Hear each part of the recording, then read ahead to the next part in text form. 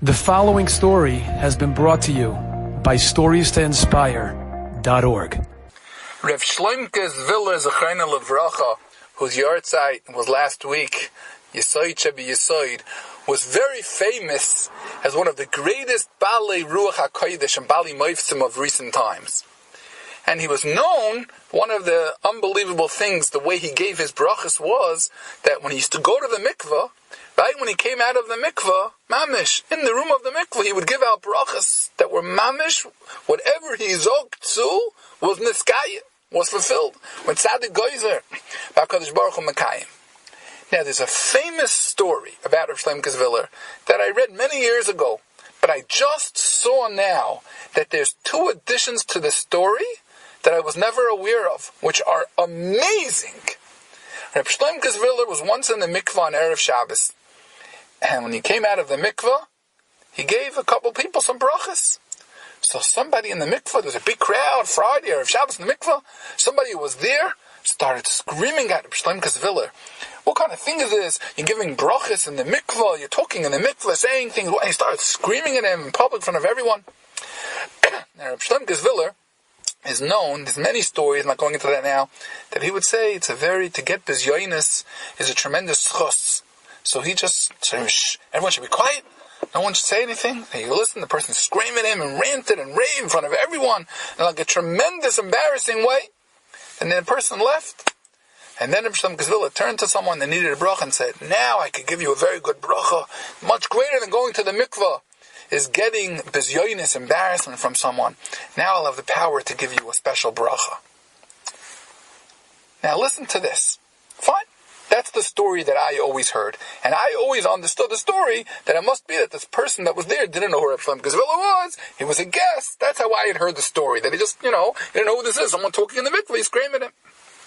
When they came home that Friday, Erev Shabbos, from the mikveh, Rav Shloimke's Viller turned to his gabbai, Rav Roth, and he told him, took out an envelope with money, a nice size amount of money, and he said, please, go to this person's house where he lives, and please give him this money. The person that embarrassed me. Rav Roth, okay, looks at Rav Shloimke's Viller, okay, the Rebbe said so, fine. Took the envelope of money, he went, lived, let's say, on the second floor in an apartment building, like in Yerushalayim, they live in apartment buildings. He went up the second floor, comes, and he didn't have to knock on the door even. So standing right there in front of the house, this person was standing there. Almost like he was waiting for him. Standing there. So he handed him the envelope, and here's an envelope of money from the Rebbe, from Rav Shloimke's Viller. He said the person got so excited with the envelope of money, Mama's like his face lit up, like, wow, like you won a lottery.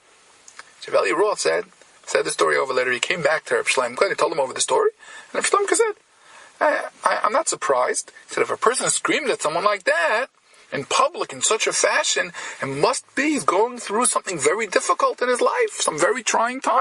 So I figured, maybe it's something with financial, so we'll give him some money. Fine. That's the first amazing addition to the story. But now listen to the second amazing addition to the story, which I just read this Pir Shabbos from Rav Elimelech Biederman, Shlitul Zayin Gezund, said this over. By the first yahrzeit of Rav Shloimke's Viller, some people were sitting around by a Suda's yahrzeit and saying over stories. And lo and behold, one person says, I want to tell you over a story that happened with me. And he omitted this whole first part of the story, what happened in the mikveh. He says the following thing happened. He said, I was penniless, and mamish had no money, and my wife lost her temper one Erev Shabbos at me. And she said, what is this? We have no money in the house. He said, I was on my way out to leave to the mikveh on Erev Shabbos. And my wife turned to me, and she said, if you don't come back with a nice amount of money, I'm locking the door, and I'm not letting you back into the house. After you go to the mikveh, you're not coming back into this house for Shabbos if you don't bring money with you. So he said, you can imagine how I left my house feeling so broken. And I went to the mikveh. And then he left out what happened in the mikveh. Then he says, I come back to my house, and my wife kept her word. The door was locked. I knock on the door. She says, who's there? I said, it's me. She said, I'm not letting you in. I told you. Did you bring money? No. You didn't bring money? I'm not letting you in for Shabbos. So what should I do? I stood there. Stood there for a little bit of time. And all of a sudden, like a Malach Elakim, in walks Rav Shloimke's Villas Gabbai. He have an envelope of money from the Rebbe Rav Shloimke. He says, wow, it saved my life. That's what he said over. What I was so amazed, I'm not going into now that Tzidkes of Reb Shlomo, that Reb Shlomo was able to do mamish when someone embarrasses him, how he was able to yimaver al midoisov and accept the bizyonis and say it's gevaldik, to be able to get brachas from it. I'm not looking at that now. But look at Dan Lechav Schus. When someone loses their temper, we may never know what that person's going through. Here, look how the story came out.